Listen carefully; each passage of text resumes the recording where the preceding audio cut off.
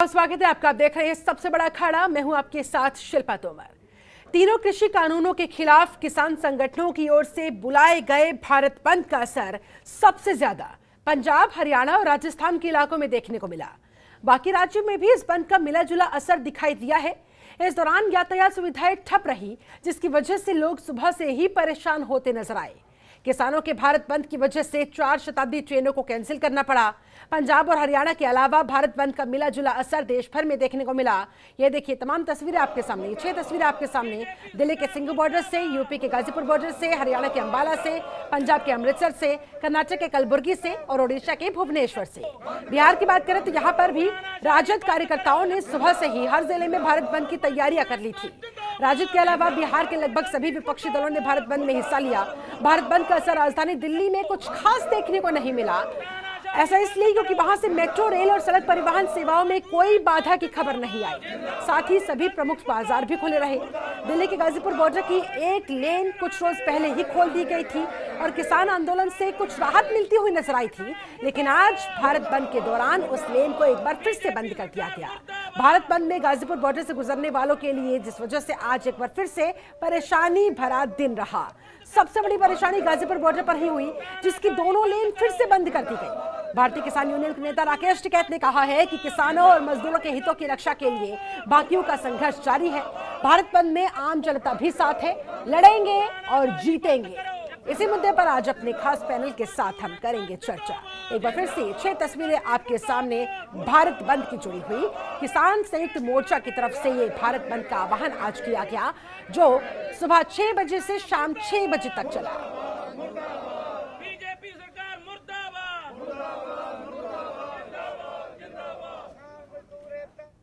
तो आज राष्ट्रव्यापी भारत बंद के खास मौके पर 4 महीने भी किसान आंदोलन को आज हो चुके हैं। बहुत सारे सवाल खड़े हो रहे हैं। मसलन विरोध के 4 महीने किसान क्यों नहीं माने, सबसे महत्वपूर्ण सवाल। इसके अलावा भारत बंद आज किया गया है, लेकिन अब भारत बंद के आगे आखिरकार क्या, अब आगे का रास्ता क्या, सरकार और किसान नेताओं के बीच अब बातचीत अगली कब, इसकी भी सबको बेसब्री से इंतजार है। उस तारीख का बेसब्री से इंतजार किया जा रहा है कि आखिरकार कब बातचीत का रास्ता खुलेगा, कब अगली बैठक दोनों पक्षों के बीच होती हुई नजर आएगी। 4 महीने बाद आंदोलन में कितना दम बाकी बचा है, ये भी सवाल हम पूछेंगे।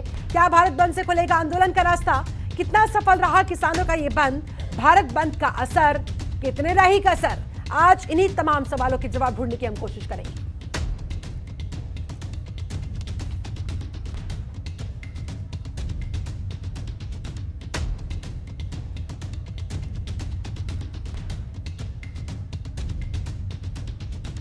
और चलिए आज इन्हीं तमाम सवालों के जवाब ढूंढने के लिए हमारे साथ जो एक खास पैनल आज जुड़ रहा है, उसका मैं तारुफ आपसे करवा देती हूं। हमारे साथ है बीजेपी प्रवक्ता दिनेश प्रताप सिंह जुड़ रहे हैं, बहुत बहुत स्वागत है सर आपका। हमारे साथ जेजेपी प्रवक्ता अजय गुलिया जी जुड़ चुके हैं, बहुत स्वागत है आपका। हमारे साथ सपा प्रवक्ता कपिल श्रीवास्तव जुड़े हुए हैं, आपको भी बहुत स्वागत करती हूँ। इसके अलावा हमारे साथ भाकियू प्रवक्ता प्रबल प्रताप शाही स्टूडियो में मौजूद है, बहुत स्वागत है आपका। चर्चा की शुरुआत प्रबल प्रताप शाही जी आप ही के साथ करना चाहूंगी। 4 महीने बाद सच सच बताइएगा, आपके इस आंदोलन में कितना दम बाकी बचा है, आपका ये आंदोलन कहां खड़ा हुआ और आज का भारत बंद किस हद तक आप लोग सफल मान रहे हैं। इस भारत बंद के जरिए सरकार को, तमाम देशवासियों को क्या संदेश देने की आप लोगों की तरफ से कोशिश की गई। संयुक्त किसान मोर्चा के आह्वान पर आज 26 मार्च को भारत बंद का आह्वान किया गया था, जिसमें किसान संगठन तो थे ही थे। जो तस्वीरें आप दिखा रहे वो तस्वीरें खुद बयां कर रही है कि उत्तर से लेकर दक्षिण तक, पूरब से लेकर पश्चिम तक इसका असर रहा है।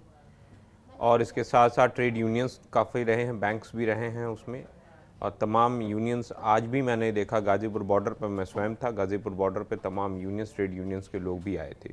तो इसलिए किसान और मजदूर साथ साथ इस आंदोलन में शामिल हो गए। ये पहली चीज़। दूसरा, आपने कहा कि 4 महीने हो गए, 4 महीने में क्या क्या हासिल हुआ, क्या क्या चीज़ें हुई।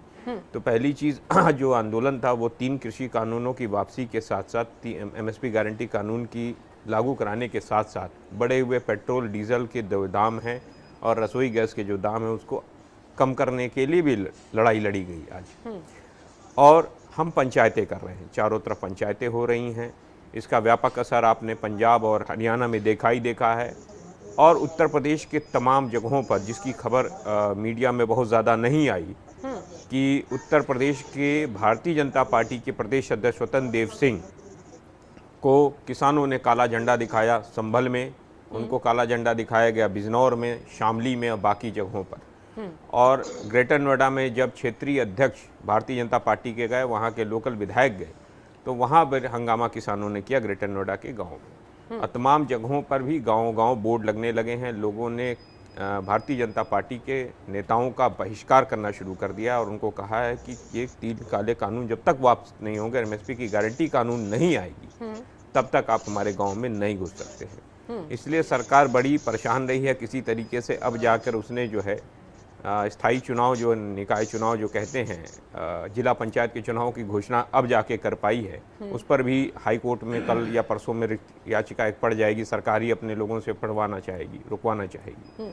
और आपने देखा कि पंजाब के जब चुनाव हुए नगर निगम के, वहाँ हालात भारतीय जनता पार्टी के क्या हुए, हरियाणा के निकाय चुनाव में उनकी स्थिति क्या हुई, और राजस्थान में भी, सुन लीजिए, राजस्थान में भी स्थायी निकाय चुनाव और नगर निगम चुनाव में स्थिति। और इसके साथ साथ मैं आपको आज घोषणा कर दे रहा हूँ, इसका व्यापक असर आंदोलन का आपको आने वाले जो चुनाव हैं, जो 5 राज्यों के चुनाव हैं, उसमें भी, जहां ये सबसे ज्यादा ताकत लगाए हैं बंगाल में और आसाम में और तमिलनाडु में और केरला में, वहां भी इनको मुंह की खानी पड़ी। चलिए ठीक है, इसका जवाब हम दिनेश प्रताप सिंह से भी लेंगे, लेकिन उससे पहले एक और मैं आपसे सवाल जानना चाहती हूँ जी।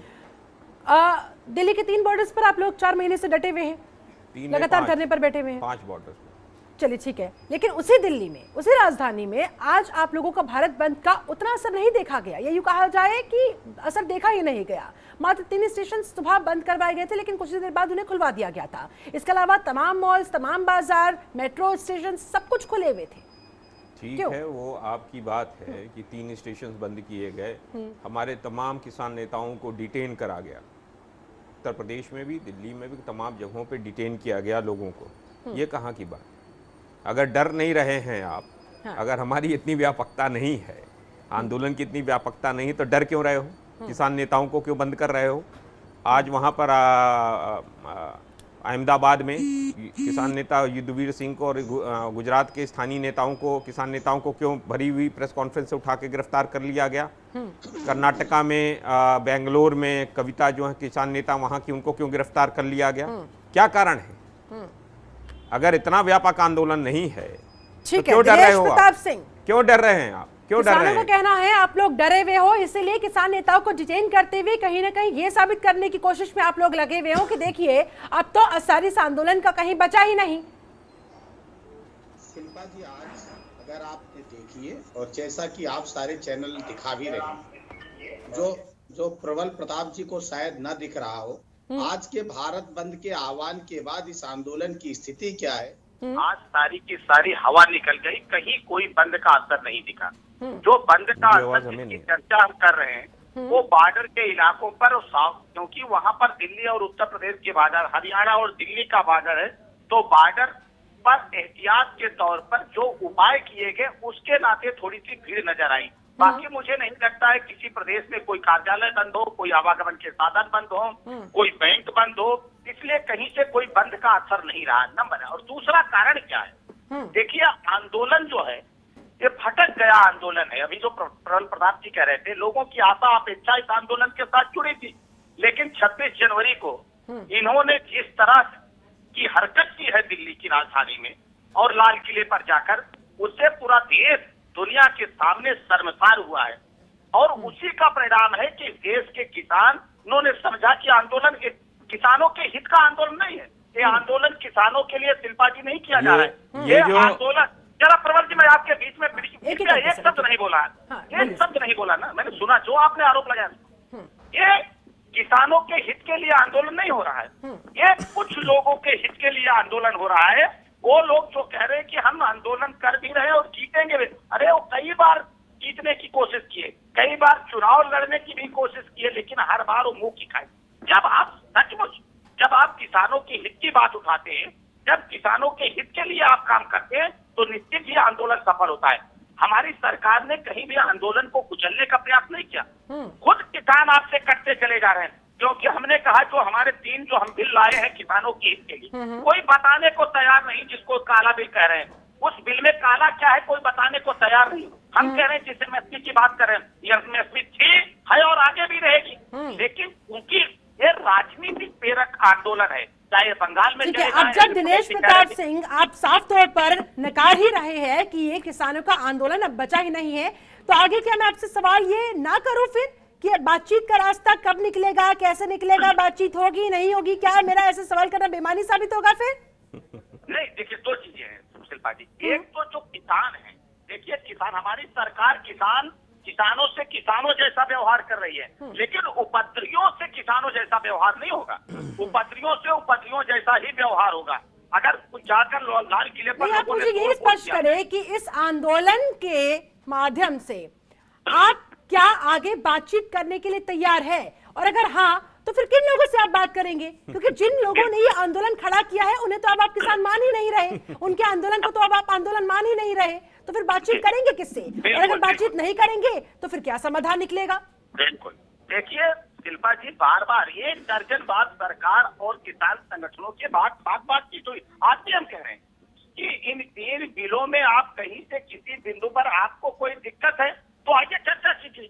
कौन मना किया है? हमारी सरकार ने, चाहे सदन के अंदर हो चाहे सदन के बाहर हो, हमारी सरकार कभी चर्चा से नहीं भागी है। पहली सरकार है कि जो चर्चा करना चाहती है। अगर आपको लग रहा है कि कहीं दिक्कत है, हमारी सरकार जब से शिल्पा जी बनी है तब से किसानों के लिए निरंतर हमारी सरकार काम कर रही है। हमारी सरकार किसानों के आय को दुगना करने के लिए जो भी बन पड़ रहा है वो कर रहे हैं। और ये अन्नदाता का देश है, कृषि प्रधान देश है। इस देश में किसानों, मैं भी किसान का बेटा हूं, लेकिन अगर वही अन्नदाता सड़कों पर अपनी मांगों के साथ बैठने को मजबूर हो जाएगा, तो आप मुझे ये बताएं कि 26 जनवरी के बाद आज ठीक 2 महीने हो चुके हैं, अब तक कोई पहल, कोई कोशिश सरकार की तरफ से फिर क्यों दिखाई नहीं दी? आप लोग किस बात के इंतजार में कि तमाम लोग जो बैठे हैं, जिन्हें आप अब किसान भी नहीं मान रहे हैं, अपने आप परेशान होकर आज नहीं तो कल, कल नहीं तो परसों खुद ही उठ जाएंगे, खुद ही आंदोलन को खत्म कर देंगे? क्या सरकार अब इस बात के इंतजार में?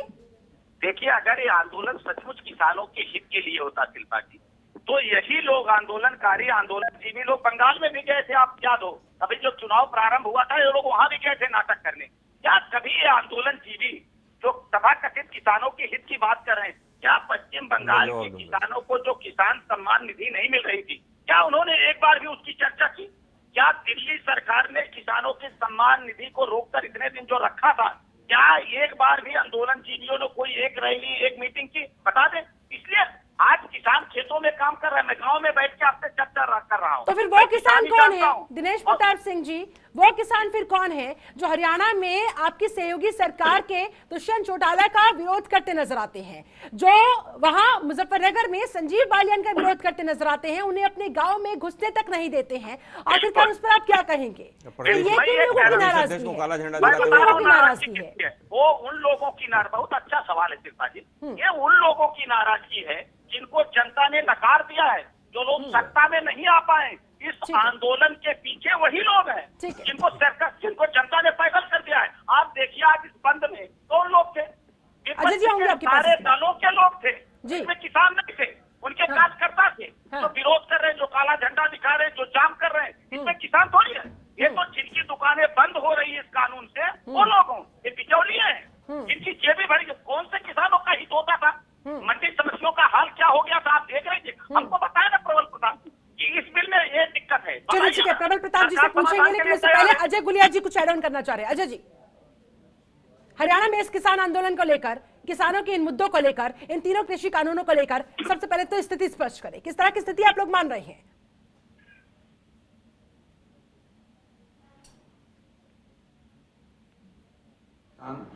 भाइयों की जो मांगे हैं, जो जायज मांगे हैं, तो सरकार को माननी चाहिए।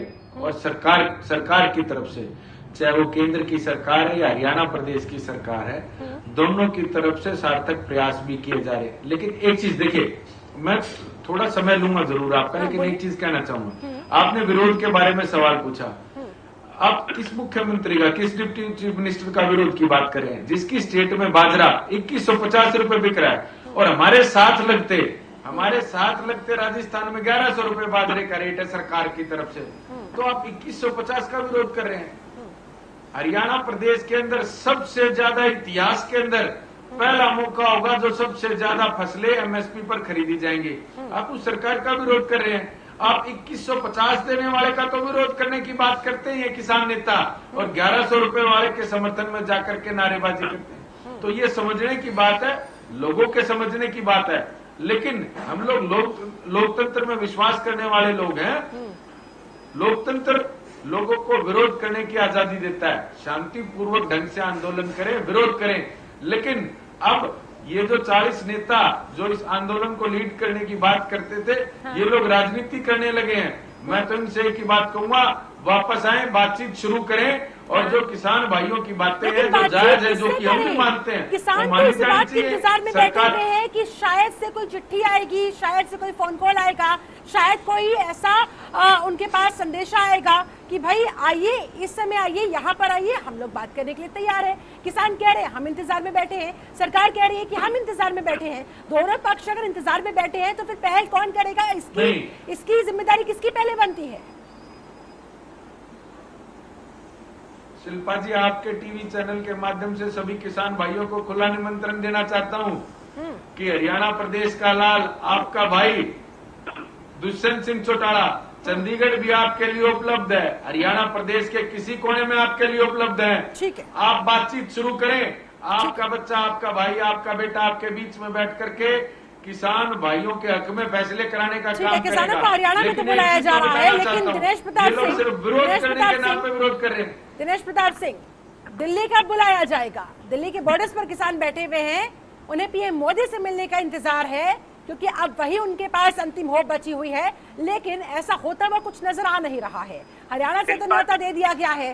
जेजेपी प्रवक्ता हमारे साथ बैठे हुए हैं अजय गुलिया जी की तरफ से, आप लोग कब बुलाएंगे? क्योंकि वो तो अब सीधा मोदी जी से मिलना चाहते हैं, उस प्रधानमंत्री से मिलना चाहते हैं जिसे इतनी प्रचंड बहुमत के साथ इन्हीं किसानों ने इस पद पर बिठाया। जी शिल्पा जी, माननीय कृषि मंत्री के आह्वान के बाद और प्रधानमंत्री जी ने तो स्वयं आह्वान किया कि हम आपके एक फोन कॉल की दूरी पर हैं। अरे आपके मन में बातचीत करने की इच्छा तो हो। अगर आप सिर्फ नाटक करना चाहते हैं, मैं यही निवेदन तो कह रहा था, ये लोग बातचीत करके सोल्यूशन नहीं निकालना चाहते। तभी इन्होंने गन्ना किसानों का उत्तर प्रदेश में समाजवादी पार्टी, बहुजन समाजवादी पार्टी के 10 वर्षों के गन्ना भुगतान नहीं हो पाया था। क्या एक बार भी आंदोलनजीवी कभी सड़क पर आए? यही तो दिक्कत है। मैंने कहा कि किसानों का देश है, इस देश में किसानों के लिए जितना भी किया जाए वो कम है, अभी और किया जाना चाहिए। और हमारी सरकार निरंतर प्रयास कर रही है, हम करने का प्रयास कर रहे हैं। तो स्वामीनाथन की रिपोर्ट किसके टाइम में तैयार हो गई थी? ठीक है, कौन कुंडली मार कर बैठा हुआ था? उनके खिलाफ एक शब्द भी आंदोलनजीवी अगर बोले हो तो बता दीजिए। आज जब भारतीय जनता पार्टी किसानों के लिए सब कुछ करने को तैयार है, तो उनकी राह में रोड़े डालने का। चलिए ठीक है, दिनेश प्रताप सिंह लौटूंगी आपके पास। मेरे पास और भी 2 मेहमान जुड़े हुए हैं हमारे साथ। कपिल श्रीवास्तव, सपा प्रवक्ता भी जुड़े हुए हैं, और उमा शंकर पांडे जी, कांग्रेस प्रवक्ता भी इस समय हमारे साथ मौजूद है। पहले कपिल जी, आपका रुख करते हुए, कहा जा रहा है कि भाई ये आंदोलनजीवी जो अब सड़कों पर उतरे हैं, वो उस समय कहाँ थे जब अन्य सरकारों ने किसानों के हित के लिए कभी कुछ नहीं किया, और अब जब बीजेपी कर रही है तो अब ये लोग हल्ला मचा रहे हैं। साथ ही एक बात का और जवाब दीजिएगा, जिस तरह से भारत बंद आज किया गया, क्या लगता है आपको, क्या इस बंद के जरिए ही आंदोलन के आगे का रास्ता खुल पाएगा? सिर्फ अब यही संभावना, क्योंकि बातचीत का रास्ता तो पूरी तरह से बंद है। देखिए, अभी तक जो हमने दिनेश प्रताप सिंह जी की बातें सुनी हैं जी, काफी आवाज बैक आ रही है इससे। मैं ये कह रहा हूं, जो अभी तक मैंने दिनेश प्रताप सिंह जी की बात सुनी, बड़ी हास्यास्पद बातें। ये तो पहली बात तो ये है कि किसानी मानने के लिए तैयार नहीं है, और ये किसान मानते हुए ना मानते हुए इनको कई बार खालिस्तानी कहे, पाकिस्तानी कहे, फला कहे, ढिमाके कहे, हिंदुस्तानी तो इन्होंने कभी माना ही नहीं आंदोलन वालों को और अपने किसानों को। एक शब्द पर निकाल के लाए आंदोलनजीवी, चंदाजीवी लोग, और उस आंदोलनजीवी से ही इनको समझ में नहीं आता है इस देश की स्वतंत्रता की लड़ाई भी आंदोलनजीवी ही लड़े थे।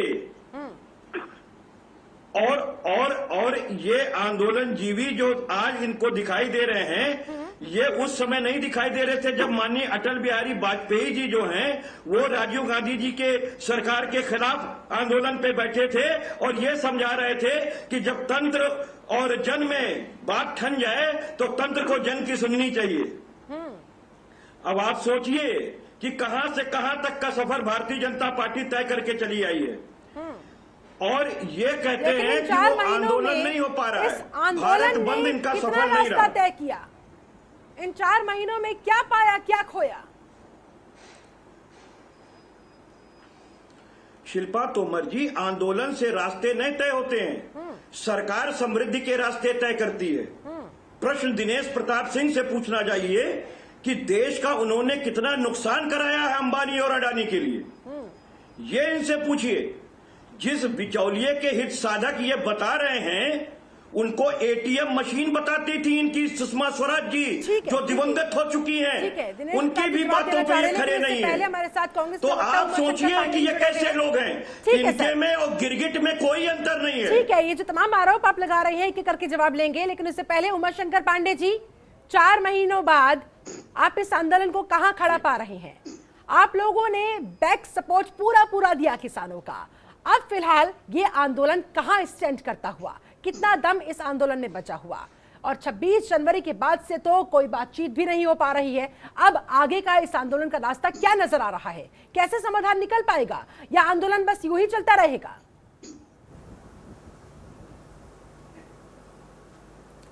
देखिए शिल्पा जी, पहली बात तो हमने बैक सपोर्ट नहीं दिया है, हमने कंधे से कंधा मिलाकर किसानों की लड़ाई को लड़ा है और ये कोई पहली बार नहीं है।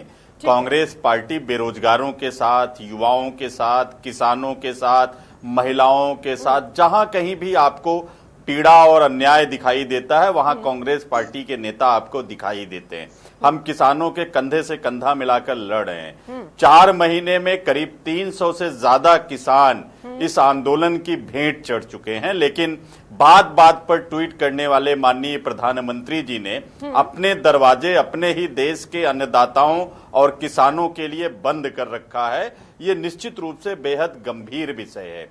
सत्ता आती रहती है और चली जाती है, परिवर्तनशील है, लेकिन सत्ता का अहंकार लोगों को एक्सपोज कर देती है। माननीय प्रधानमंत्री जी के साथ भी वही हो रहा है कि अपने ही किसानों को तमाम तरीके की शब्दावलियों से नवाजे जाने के बावजूद प्रधानमंत्री जी ने एक शब्द नहीं बोला और किसान आंदोलन को गलत ठहराने का पूरा प्रयास उन्होंने लोकसभा में किया। लेकिन देखिए शिल्पा जी, इसमें कहना क्या है कि अगर कोई कानून बनाया गया है और किसान आंदोलनरत हैं वो इसको गलत कह रहे हैं, तो सरकार की पहली गलती क्या है कि इस कानून को बनाते हुए उन्होंने किसानों से चर्चा नहीं की।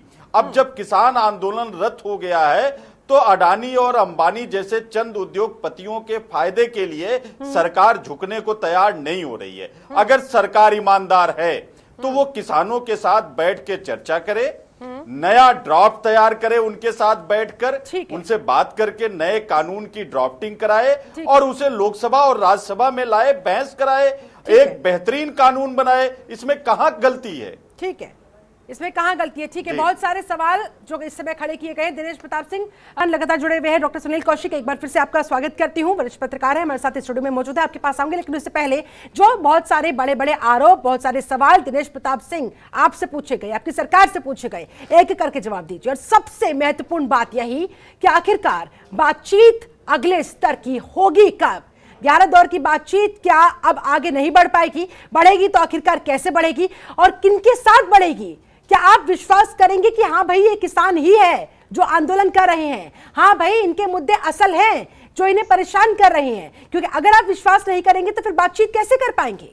जी देखिए शिल्पा जी, 2-3 सवाल खड़े हुए हैं। एक तो सवाल कांग्रेस पार्टी के लोग कर रहे थे, आज कांग्रेस पार्टी बहुत हितैषी हो गई कांग्रेस की, कांग्रेस पार्टी किसानों की।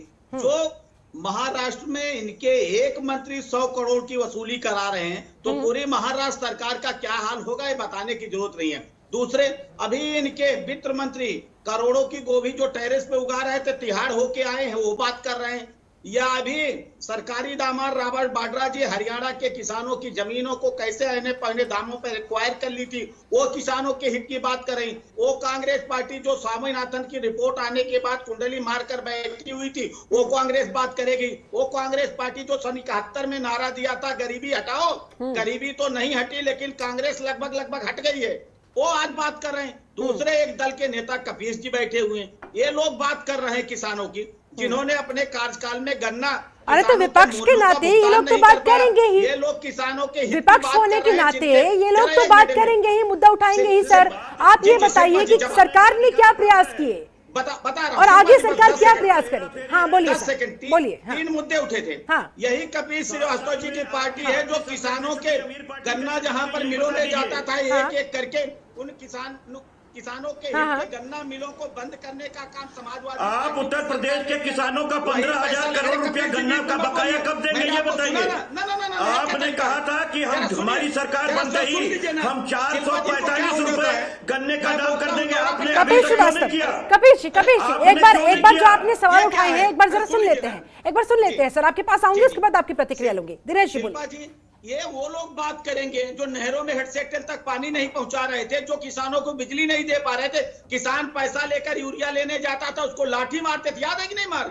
ये भूल गए। इसलिए अब तीसरा मूल सवाल आपका आता है, आप कह रहे हैं कि देखो किसानों को किसान मानना, बिल्कुल हमारी सरकार किसानों को किसान मानने को तैयार है, लेकिन हमारी सरकार उनको किसान मानने को तैयार नहीं है जो लाल किले के प्राचीर पर चढ़कर धर्म ध्वज फहरा देंगे, राष्ट्र ध्वज की दवा। ठीक है, उन्हें सजा दीजिए, बाकियों से बात कीजिए, उन्हें सजा दीजिए, बाकियों से बात कीजिए। पहली आपत्ति ये है दिनेश जी साफ सीधी बात है, ठीक है वो किसान नहीं हो सकते, उन्हें किसान मत मानिए, लेकिन जो किसान बैठे हैं उनकी तो बात सुनिए। प्रधानमंत्री के साथ तस्वीर, गृह मंत्री के साथ जिसकी तस्वीर, ठीक है प्रबल जी एक करके पहले ये जो बिचौलिया कर रहे हैं, बिचौलिया का काम तो ये लोग कर रहे हैं। ये अंबानी अडानी इस देश का रेल बेच रहे हैं, ये अंबानी अडानी को इस देश का बैंक बेच रहे हैं, ये अंबानी अडानी को इस देश के LIC बेच रहे हैं। अडानी अंबानी से मतलब नहीं है ना, हमें समस्या के समाधान से है कि आप किसान नेता है, आप किसान नेता है प्रबल प्रताप शाही, आपको मतलब किस चीज से है कि आपकी समस्या का समाधान हो जाए? आप जो 4 महीने से बैठे हुए हैं ये आंदोलन खत्म हो जाए, जवाब ले लेते हैं, दिनेश जी से जवाब ले लेते हैं। पहले मैं बोल रहा हूँ सर एक ही करके, सर किसी की बात समझ। ये लोग हमेशा आरोप लगाएंगे, इनको ये लोग की आदत यही हो गई है। अच्छा ठीक है, इन लोग की आदत यही हो गई है, सुन लेते हैं सर एक करके। इन लोग की आदत ये हो गई है जिसको प्रबल जी डिबेट का देखो मेंटेन करके मुझे डॉक्टर सुनील जोशी के पास भी जाना नहीं बैठे हुए हैं। सावधान, आपको कंप्लीट कीजिए। आरोप लगाना बंद करिए आप लोग, आरोप लगाना बंद करिए आप लोग। प्रबल जी प्लीज आप आरोप नहीं लगा रहे हो। इस देश का जो बैंक बेचेगा वो देशद्रोही है, जो इस देश का रेल बेचेगा वो देशद्रोही है, जो इस देश के नौजवानों की सैलरी आप देख रहे हैं वो देशद्रोही है, जो इस देश में तेल महंगा बेचेगा वो देशद्रोही है, जो इस देश में रसोई गैस का दाम बढ़ाएगा वो देशद्रोही है। और बोलो आप, अब तय होगा इस देश के अंदर, ये किसान नेता आपसे बात कर रहे हैं और इस देश के अंदर कांग्रेस ने सवाल नहीं उठाया, यहाँ पर किसान नेता आपसे इस समय बात कर रहे हैं। 1,000 रुपया प्रति कुंटल एक किसान को नुकसान हुआ। ठीक है प्रबल प्रताप शाही प्लीज सुन लेते हैं सर प्लीज। क्या सुने इनकी, ये लोग हमेशा जब मर्जी आरोप लगाते हैं, सुनेंगे क्या? ठीक है, अरे हमारे ही वोटों से बनकर आए हो। सुनिए, अरे मैं खुद भारतीय जनता पार्टी में मैं छोड़ कर आया हूँ। दरअसल दिनेश प्रताप सिंह हमारे ही वोटों से बनकर आओगे, ठीक है सर, सत्ता में बैठ गए तो हमें आके आप ये बात तो मानते हैं ना, समाधान आखिरकार अल्टीमेटली उन्हीं को करना है। नहीं जो मर्जी वो बोलोगे। ठीक है प्रबल जी सुन लेते हैं। किसान है तो क्या, किसान है तो क्या, किसान परिवार से सुनो दिनेश प्रताप सिंह, मैं प्रबल प्रताप शाही, मेरे परदादा आजाद हिंद फौज में है। ठीक है दिनेश जी दरअसल अब किसानों का सभी का बांध टूटता जा रहा है। ये जो आरोप लगा रहे हो बार बार आरोप, बिचौलिया हो गया, बिचौलिया हो गया आपकी सरकार। पहली बार आए क्या चर्चा में आप प्रबल जी? अरे मैं पहली बार नहीं आया हूँ। सिर्फ आरोप लगा देने से आपकी समस्या का समाधान नहीं निकल सकता है। चर्चा करने के लिए सुनना भी होता है, चर्चा करने के लिए सुनना भी होता है। दिनेश जी जल्दी से अपने आप को कंप्लीट कीजिएगा। सीधा सा सवाल है, नहीं ये अब किसानों के सब्र का बांध टूटता हुआ दिखाई दे रहा है, सुनते रहे, इसलिए अब कह रहे हैं ये लोग हम अब और नहीं सुन सकते, हमें बस अपनी समस्या का समाधान चाहिए। जवाब दीजिए, टू द पॉइंट दीजिए। बोलोगे तो सीधे सुनो, बोलिए। आप जेल भेजोगे। प्रबल जी सुनिए, प्रबल जी सुनिए, गोली मरवा दो हमको, सुनिए सर, हमारी आवाज इसी तरह सर सुनिए, जनता आपके बीमारी का इलाज कर रही है। अरे हमारी जनता हमारा बीमारी का, जनता आपकी बीमारी का इलाज अब करेगी, कर रही है। अरे कर देगी, चिंता मत करो। दिनेश जी, ना पता नहीं माँ बेटे का। जी ठीक है, वो सुन रहे हैं हम, सुनिए, बोलिए बोलिए। शिल्पा जी, मैं ये कह रहा था कि देखिए, आपने जो कहा कि रखा रास्ता बातचीत से ही निकलेगा। हमारे देश के प्रधानमंत्री ने कहा कि हम आपसे आप बताइए तो कोई रचनात्मक सुझाव तो दीजिए कि इस बिल में इस जगह ये कमी है, ये करिए। ये कोई कहने के लिए नहीं था, सिर्फ ये कह रहे हैं बिल वापस करो, बिल वापस करो। बिल अरे मुझे तो बताओ, कह रहे हैं, इस बिल में क्या है? सुनो, अरे बताओ ना, मैं किसान हूँ। अरे दिनेश प्रताप जी, सुनो तो पहले हमारी बात। आपको तमाम फायदे बताएंगे। अरे हम आपको बता रहे हैं नुकसान कहाँ है। के चले आए हैं, खेती किसानी से आपका कोई वास्ता? अरे कैसे वास्ता नहीं है? खेती किसानी करते हैं ना, आपको वास्ता है ना। अरे 1000 सुन लीजिए, पहले दिनेश प्रताप सिंह जी सुन लीजिए आप। ठीक है सर, ठीक है, आगे बढ़ते हैं सर, आगे बढ़ते हैं। आवश्यक वस्तु अधिनियम आप संशोधन, लोग दरअसल दोनों में से कोई भी समाधान ढूंढने के लिए यहाँ बैठे ही नहीं है, सिर्फ एक दूसरे को नीचा दिखाने के लिए यहाँ पर बैठे हैं। आवश्यक वस्तु डॉक्टर सुनील अधिनियम कौशिक आपके पास संशोधन आते से हुए, नुकसान इतना है कि महंगाई की मार हो रही है। ठीक है, आज सरसों का तेल 170 रुपए भी किलो बिक रहा है, आप उसकी बात नहीं करोगे। आज एक किसान को एवरेज 1000 रुपए का नुकसान हो रहा प्रति क्विंटल धान पर, उस पर बात नहीं होगी। एक किसान को 700 रुपए 800 रुपए प्रति क्विंटल गेहूं, ये आंदोलन किस तरफ आगे बढ़ता हुआ, बात नहीं होगी। यहाँ सुनने को एक दूसरे का कोई तैयार नहीं है, तो भैया फिर सॉल्यूशन निकालेगा कौन? आप बातचीत आखिरकार 2 महीनों से ब्लॉक पड़ी हुई है, इस बातचीत की पहल करेगा कौन? नहीं बोलोगे क्या वहाँ पर जब भी मीटिंग बुलाई जाती है तब यही होता होगा, बहस होती है, बहस होने के बाद एक पक्ष अपनेगा, डॉक्टर सुनील कौशिक दिखाओगे आंखें। देखो शिल्पा, जब तब देश में बड़े बड़े आंदोलन हुए हैं सरकार के खिलाफ, तो कहीं न कहीं सरकार में और जो आंदोलन लोग करते हैं या जो संगठन करते हैं उनमें कहीं न कहीं विश्वास होता है और एक सीमा होती है कि किस सीमा के तहत हम आंदोलन कर रहे हैं। हाँ। और कुछ लोग पीछे के पर्दे से भी समाधान का प्रयास करते हैं। और इस आंदोलन में देखा कि 10-11 चक्र की बातें हुई। पहले सरकार बहुत सक्रिय थी, संगठन भी सक्रिय थे और संगठन हर बार गए भी। सरकार ने तमाम ऐसे प्रस्ताव भी रखे, अमेंडमेंट करने के लिए तैयार भी थे, लेकिन संगठनों की तरफ से बार बार ये आ रहा था कि नहीं, कानून रद्द होना चाहिए। ठीक है, आंदोलन चलता रहा, प्रधानमंत्री ने कहा कि एक कॉल दूर हैं, लेकिन उसके बाद बिल्कुल थम गया मामला। सरकार की तरफ से केवल आप टीवी चैनल पर बैठ के आप कहो कि हम वार्ता के लिए तैयार हैं, ये सरकार की जिम्मेदारी बनती है कि अपना कोई दूत बना करके किसी भी संगठन का होता, मंत्री होता, पार्टी से होता, जहां जो उनके संयोजक हैं, जो जिस तरीके से उन्होंने एक मोर्चा बना रखा है, तो उनके लोगों से जाके बैठ के वार्ता करते, कुछ बातें फिर चलती, फिर पहिए में आती। चाहे कांग्रेस, चाहे समाजवादी पार्टी एंड राजनीतिक दल, तो वो बिल्कुल निश्चित तौर से राजनीति करेंगे और करना भी चाहिए। ठीक है। और जो लोग आंदोलन कर रहे हैं उनको उनके साथ खड़ा रहना भी चाहिए। यही लोकतंत्र है। लेकिन सरकार की जिम्मेदारी बनती है कि 4 महीने हो गए, पूरे जाड़े लोग सड़कों पर रहे, अब इतनी गर्मी पड़ने वाली है, गर्मी पे बाहर खड़ा होना बहुत मुश्किल होता है। यार उस समय भी किसान आंदोलन कर रहा है और बात मानने को तैयार नहीं है, तो ये सरकार की समझ में आना चाहिए कि आखिर में आपकी 4 महीनों से ये जो आंदोलन चलता आ रहा है और आज ये जो भारत बंद का कदम उठाया गया है किसानों की तरफ से 26 जनवरी के ठीक 2 महीने बाद 26 मार्च को, इसे आप किस तरह से देख रहे हैं? क्या करने की कोशिश इस भारत बंद के द्वारा, क्या संदेश देने की कोशिश इस भारत बंद के द्वारा, और इस आंदोलन को कितनी ताकत प्रदान करने की कोशिश इस भारत बंद के द्वारा, और किस हद तक ये लोग कामयाब आज हो पाए हैं? देखो, जब लोग आंदोलन कर रहे होते हैं और जब सरकार सुनती नहीं है, सरकार बहरी हो जाती है, तब संगठन ऐसा कदम उठाने को मजबूर होते हैं कि चाहे रोड जाम हो, चाहे रेल जाम हो, चक्का जाम हो, ऐसे कदम तब उठाए जाते हैं। बिल्कुल ठीक।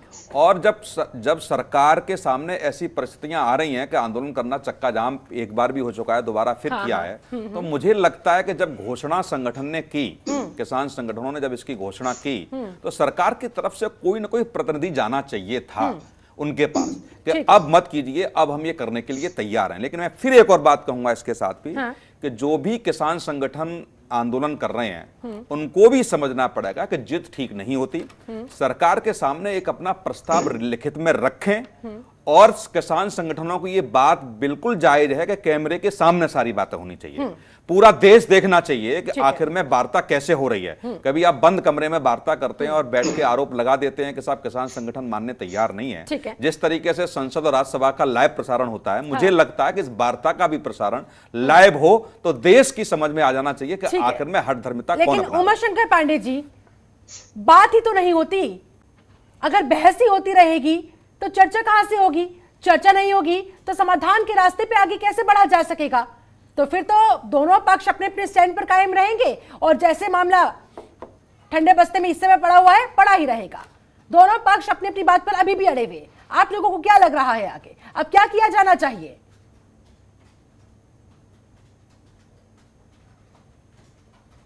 मैंने पहले ही बोल दिया कि सरकार को कानून खत्म करना चाहिए, फिर से ड्राफ्ट होना चाहिए, फिर से राज्यसभा और लोकसभा में बहस करके किसानों के अनुरूप कानून बनाना चाहिए। दूसरी बात मैं जो कहना चाहता हूं वो बिल्कुल देखिए क्या है कि लोकतंत्र जो है वो संवाद से चलता है, और अगर संवाद के रास्ते अहंकार के कारण से बंद कर दिया जाए तो निश्चित रूप से बातें रुकती हैं, जो स्थिति अब दिखाई दे रही है। भारत बंद का आंदोलन कहीं ना कहीं इससे निकला हुआ है। क्यों? क्योंकि सरकार बात नहीं करना चाहती है, तो सरकार के ऊपर दबाव बनाने का काम किसानों को करना ही चाहिए था, और वो कर रहे हैं, और कांग्रेस भी उनके साथ खड़ी है। तमाम लोग जो किसानों के एहसानमंद हैं वो उनके साथ खड़े हैं। मैं अभी भारतीय जनता पार्टी के साथी को सुन रहा था, पूरे अहंकार में वो तमाम बातें कर रहे थे, भाषा की मर्यादा भी भूल रहे थे, तमाम बातें। मैं अगर उनको जवाब दूं तो वो समझ लें कि आज देश का दुर्भाग्य है कि गुजराती तड़ी पार को अमित बनिया को गृह मंत्री के रूप में ये देश देख रहा है। जो तिहाड़ जेल का जो तिहाड़ी है, अरे सुनो यार, अरे सुनो, सुन लीजिए, अरे सुनिए, आपका जब नंबर आएगा आप ही को जवाब देनी होगी, क्योंकि अल्टीमेटली तिहाड़ी को सुनिए, वो सुन लीजिए ना, सुन लो। अरे मैं भागूंगा कहाँ? अरे सुनो यार, ये तिहाड़ी जो है तुम्हारा गुंडा जो था, कोई तड़ी पार कब बनाया जाता है पता है ना? तड़ी पार कोई कब बनाया जाता है बताइए? उमाशंकर जी, जब उसको समाज से बहिष्कृत कर दिया जाता है, समाज में जब रहने लायक नहीं रहता है, तब उसको तड़ी पार किया जाता है। तो ये अमित शाह को तड़ी पार किया जाता है, तड़ी पार किया गया था अमित शाह को। आप अमित शाह से आगे, नरेंद्र मोदी से आगे बढ़ना नहीं चाहते, उधर राहुल गांधी, प्रियंका गांधी से आगे बढ़ना चाहते हैं। सरकारी दामाद कहा तो किसानों की समस्या से आप लोगों को कोई सरोकार नहीं है। बिटिया से उनकी कपिल श्रीवास्तव, क्या सपा के पास समाधान है या आप भी सिर्फ मौका ढूंढ रहे हैं 2022 के मद्देनजर बीजेपी को घेरने का, उसे हराने का, सत्ता पर काबू करने का? किसानों की चिंता है आप लोगों को या सिर्फ बीजेपी को हराना है? कपिल श्रीवास्तव, पीसीआर, बाकियों को वॉल्यूम डाउन किया जाए, बाकियों की आवाज डाउन की जाए।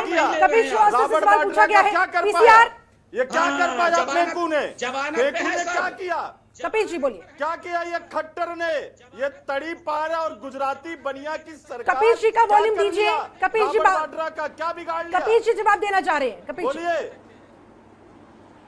उमाशंकर जी, उमाशंकर जी अब हमें कहने दें। तड़ी पार। उमाशंकर जी, कपिल जी को सुन लेते हैं अब। सर, सभी को मौका मिलना चाहिए ना। आप यहाँ पर भाषण देने के लिए तो नहीं बैठे हैं सर, चर्चा करते हैं तो चर्चा में कहते हैं तो फिर सुनना भी पड़ता है। कपिल श्रीवास्तव, आपका नंबर, बोलिए सर। जी देखिए शिल्पा जी, बहुत सीधी सी बात यह है कि अभी डॉक्टर सुनील कौशिक ने जो बातें कही हैं, हाँ। उसमें एकदम निष्पक्षता है और वो एकदम सही बात है।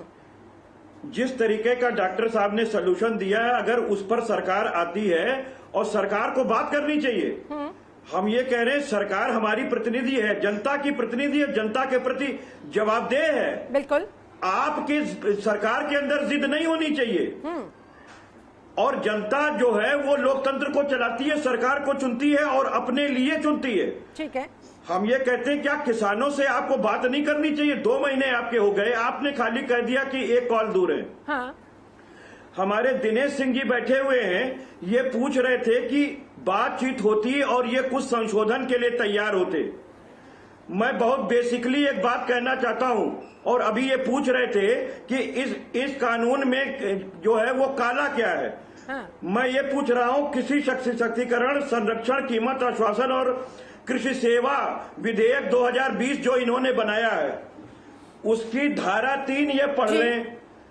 मैं ये चाहता हूं कि ये धारा 3 बदल दें, क्योंकि धारा 3 ये कहती है कि ये जो कॉन्ट्रैक्ट होगा किसान और उद्योगपति के बीच में, ये 15 साल से 25 साल तक के लिए होगा।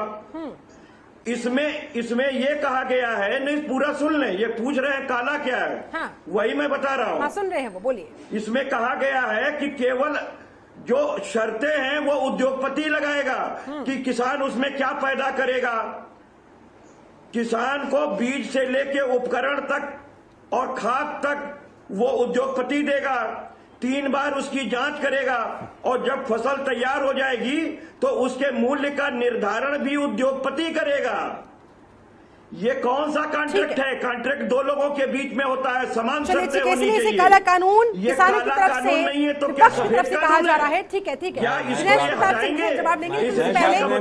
एक्ट को क्या ये बैक करेंगे? प्रबल प्रताप शाही कुछ कहना चाह रहे हैं? ठीक है, बिल्कुल ये निरस्त होना चाहिए। ठीक है सर, ये किसानों की लड़ाई नहीं है, ठीक है। देश के जन की प्रताप शाही, आप कुछ ऐड करना चाह रहे हैं, लेकिन इसके अलावा ठीक है सर, ठीक है कपिल जी, आपकी आवाज आ रही है। इतनी महंगाई हो जाएगी कि आप अपने वेतन में अपना भरण पोषण नहीं कर पाएंगी। चलिए ठीक है, बोलिए जल्दी। देखिए इस कानून और यही सत्यता है, दिनेश सिंह जी भी नहीं कर पाएंगे। देखिए मैं यही सत्यता है, केवल अंबानी और अडानी की हिस्सादार सरकार और चंद इनके लोग ही कर पाएंगे। ठीक है, आपकी बात आ गई है, जरा किसान नेता की भी सुन लेते हैं। प्रबल जी बोलिए। शिल्पा जी, ये जो 3 कानून हैं इसके अंदर, इन तीनों कानून को बैडली ड्राफ्टेड किया गया।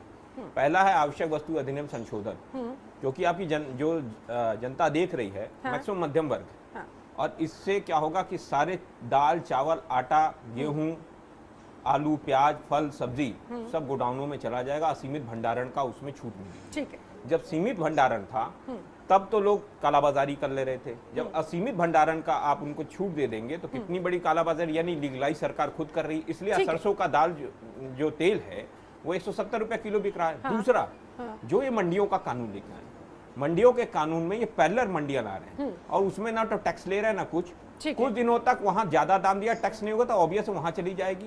और जब लोग प्राइवेट मंडियों में जाएंगे तो सरकार का ही तंत्र, सुन लीजिए पूरी बात सुन लीजिए, ये जब सरकारी तंत्र ही खड़ा होकर कहेगा कि सरकारी मंडी जो है सफेद हाथी, इसको बंद कर दो और प्राइवेट में, तब खेल शुरू होगा। ठीक है। तब क्या होगा कि फिर औने पौने दामों पर, जैसे आज जो है 1925 का गेहूं है वो 1400 रुपए किलो बिकता है, कुंटल बिकता है, और 1868 रुपया 1888 रुपए का जो धान है वो 800 900 रुपया 1000 रुपया बिक रहा है।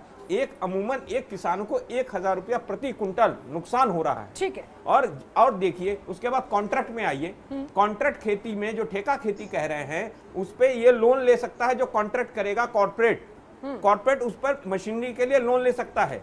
और कॉन्ट्रैक्ट किसके में हो? किसान और कॉर्पोरेट के बीच में होगा। ठीक है। जब वो बैंक से लोन ले लेगा और कॉर्पोरेट भाग जाएगा मोहन चौकसी या नीरव मोदी की तरह, ठीक है, दिनेश प्रताप सिंह से तुरंत राजस्व की वसूली, बार-बार पूछा था क्या है इसमें काला, आपने गिनवा दिया, तो जरा आप समाधान के लिए उनके पास चलते हैं। दिनेश प्रताप सिंह, बार-बार 4 महीने से आप लोग पूछ रहे हैं इसमें काला क्या है, बार-बार किसानों की तरफ से, विपक्ष की तरफ से गिनवाया जा रहा है, लेकिन अल्टीमेटली ढाक के 3 पात की स्थिति बन जाती है। अब बताइए, आपने पूछा था, आपको जवाब दे दिया गया, अब आपके पास क्या समाधान है?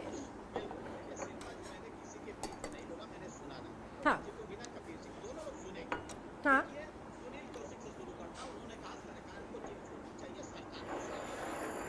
सरकार 12 बार सामने आई और सरकार ने लिखित में दिया, और सरकार कई बदलाव करने के लिए तैयार थी। सरकार 2 कदम आगे चली, 2 कदम पीछे चली, 2 कदम दाएं करी, 2 कदम बाएं चला। सरकार तो चली ना, लेकिन किसान संगठन आज वहीं के वहीं खड़ी है। ये कौन सी बात होती है कि पहले तीनों कानून को आप रद्द करिए फिर आप बात करिए? इस संविधान में, देश के संविधान में भी फिर कौन बोला?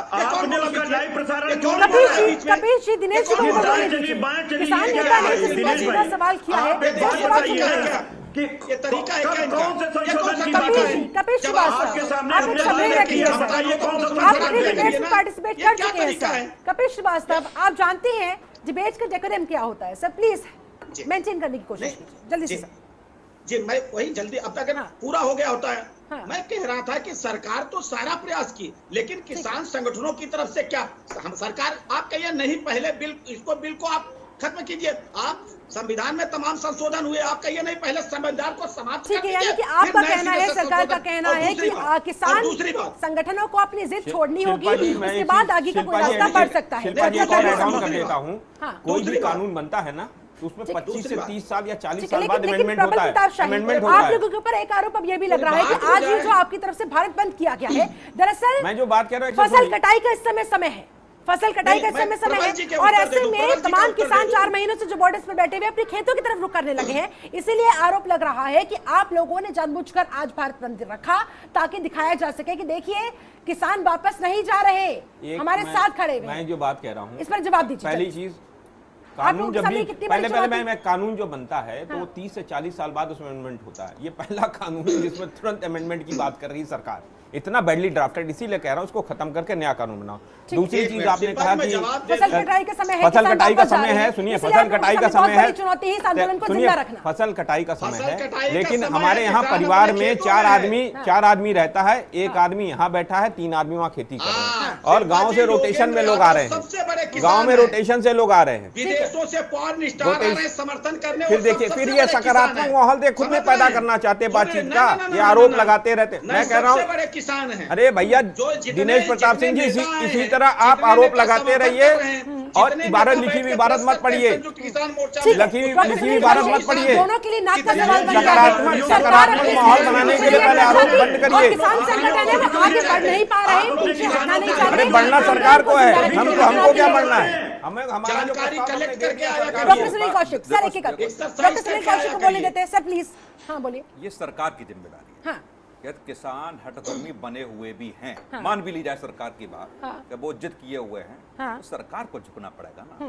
इस लोकतंत्र पे विश्वास के साथ साथ जिम्मेदारी भी सरकार की बनती है। ठीक है। और मुझे लगता है कि यदि कुछ संगठन, जैसे सरकार कहती है कुछ थोड़े बहुत संगठन है, मैं कह रहा हूं 2 संगठन सही, यदि आपके शासन में यदि कुछ लोग मुट्ठी भर भी नाराज हैं और आपसे सहमत नहीं है, लेकिन अब तो उसी नाराजगी को कहीं ना कहीं चुनाव में बदला लेने के लिए इस्तेमाल करते हुए लोग नजर आ रहे हैं। मान लो राकेश टिकैत बंगाल पहुंच गए, हमने तमाम स्थानों पर कह रहे हैं कि भाई बीजेपी को बिल्कुल वोट मत दीजिएगा। जब किसान संगठनों की बात कोई सुनेगा नहीं तो बिल्कुल जाएंगे जनता के दरबार में, और जनता के दरबार में जाने का लोकतांत्रिक अधिकार है उनका, संवैधानिक अधिकार है उनका, कि हमारी सरकार बात नहीं सुन रही है तो इनको वोट मत दीजिए। तो इसमें कोई गलत नहीं कर रहे वो, लेकिन मैं फिर कहूंगा कि सरकार की जिम्मेदारी है कोई एक अपना विशेष दूत उन लोगों के पास भेजिए जो आंदोलन कर रहे हैं इस समय, जो नेतृत्व कर रहे हैं आंदोलन का, और मुझे लगता है फिर जल्दी ही बात के दरवाजे खुले। ठीक है, दिनेश प्रताप सिंह आपका आखिरी कमेंट जल्दी से बताइए, कैसे आखिरकार आप इन लोगों पर विश्वास करते हुए इनकी बात सुनेंगे, कोई समाधान वाकई में ढूंढने की कोशिश दिल से करेंगे, या सिर्फ ब्लेम गेम ही चलता रहेगा? नहीं, कहीं कदापि नहीं। देखिए शिल्पा जी, सही बात है। देखिए सरकार की सबसे बड़ी जिम्मेदारी है, लेकिन सरकार की जिम्मेदारी के साथ साथ विपक्ष की भी जिम्मेदारी है, हमारी आप सबकी जिम्मेदारी है। जो चीजें सही है उसको सही के रूप में प्रस्तुत किया जाए, जो बातें गलत है उसको गलत के रूप में प्रस्तुत किया जाए। लेकिन यहाँ तो सही को भी गलत कहने की परंपरा चल पड़ी है। सरकार जो किसानों के लिए सही कर रही है उसको भी विपक्षी दल का भी उसको सही कहेंगे। जिस तरह की राजनीति चल रही है, जिस तरह से कांग्रेस पार्टी, समाजवादी पार्टी या जो भी विपक्षी दल है, जिस तरह की राजनीति करें। उमर शंकर पांडे, आपका फाइनल कमेंट जल्दी से। कहा जा रहा है कि भाई सरकार चाहे कुछ भी कर ले, आप लोगों को तो उसमें कमी ही नजर आती है, तो फिर किया जाए तो क्या किया जाए? उमर शंकर पांडे, फाइनल कमेंट आपका। Thank you very much. किसानों के मुद्दे पर ये कठपुतली सरकार है जो अंबानी और अडानी जितना कहते हैं पीठ पे हाथ रख के उतना ही मोदी जी करते हैं। इसलिए चूंकि मोदी जी को अडानी अंबानी का आदेश नहीं आ रहा, इसलिए मोदी जी इस कानून को वापस नहीं लेंगे, ये हम जानते हैं। हमारी सरकार बनेगी, हम इस कानून को वापस लेंगे। हमारी सरकार बनते ही इस कानून को हम वापस लेंगे। हम जानते हैं ये कठपुतली प्रधानमंत्री हैं, अंबानी अडानी के अलावा कुछ नहीं करते। अंबानी कहेंगे उठ जाओ तो मोदी उठ जाए। ठीक है, ठीक है, ठीक है, चलिए ठीक है। कपिल श्रीवास्तव, आपका आखिरी कमेंट जल्दी से सर। कपिल श्रीवास्तव कहेंगे खड़े हो जा, खड़े हो जा। ठीक है, उमर शंकर जी हो गई आपकी बात। कपिल ये है कि जब लोक और तंत्र के बीच में ठनती है तो तंत्र को लोक के हिसाब से होना चाहिए, यही लोकतंत्र है। और इनको अटल बिहारी वाजपेयी जी की अपनी बात याद आनी चाहिए, सुषमा स्वराज जी की बात याद आनी चाहिए। आज इन्हें अडानी अंबानी की ही बात याद आ रही है और अपने ही नायक ये भूल चुके हैं। हम सीधी बात कह रहे हैं, किसानों से बात करें, किसान जिस बात को कहें उसे माने। चलिए, किसानों की बात सुननी चाहिए। डॉक्टर सुनील कौशिक, आपका पहले जबरदस्ती दिनेश प्रताप आज इस स्टेज पर आंदोलन खड़ा हुआ है, आगे की क्या उम्मीद की किरण नजर आती है? देखो, ये जिम्मेदारी शिल्पा सरकार की बनती है। ठीक है। और ये सरकार अपना, फिर मैं कह रहा हूं पुनः, कि अपना एक दूत भेजे उन लोगों के पास बात करने का। ठीक है प्रबल जी, जल्दी से आप बताएं, अगर सरकार अपनी जिम्मेदारी को निभाते हुए एक कदम आगे बढ़ाती है, आप लोग भी बढ़ाएंगे जल्दी से? सरकार अपना प्रस्ताव जो भेजी है उसके बाद भी बातचीत करने का द्वार खोले। हाँ। हम बातचीत करने को तैयार हैं। क्रॉस बाय क्रॉस बातचीत कर चुके हैं। किसान तैयार बैठा है बातचीत करने के लिए, लेकिन उस रास्ता नहीं मिल पा रहा। कैसे आप लोगों के पास आए?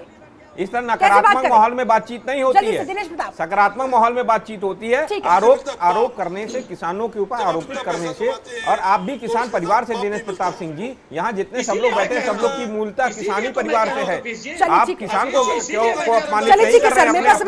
बहुत बहुत शुक्रिया आप सारे मेहमानों का मेरे साथ इस खास चर्चा में जुड़ने के लिए। तो 4 महीने हो चुके हैं, एक कॉल की दूरी जो थी वो अब तक नहीं पट पाई है। भारत बंद आज किया गया, इस आंदोलन को एक बार फिर से जीवित करने की कोशिश की गई, एक बार फिर से इस आंदोलन में दम भरने की कोशिश की गई। ऐसे में किसानों की कोशिश किस हद तक आगे रंग ला पाती है, सरकार आगे की क्या रणनीति बनाती है, समाधान ढूंढने के लिए क्या कोशिश की जाती है, इस पर लगातार हमारी रहेगी नजर। पल पल के अपडेट हम आप तक पहुंचाते रहेंगे, लेकिन फिलहाल इस खास चर्चा में बस इतना ही। आपका बहुत बहुत शुक्रिया मेरे साथ इस खास चर्चा में जुड़ने के लिए। आप बने रहे जनतंत्र टीवी के साथ। नमस्कार। खबरों के निष्पक्ष विश्लेषण के लिए सब्सक्राइब करें Jantantra TV and press the bell icon. Never miss any update.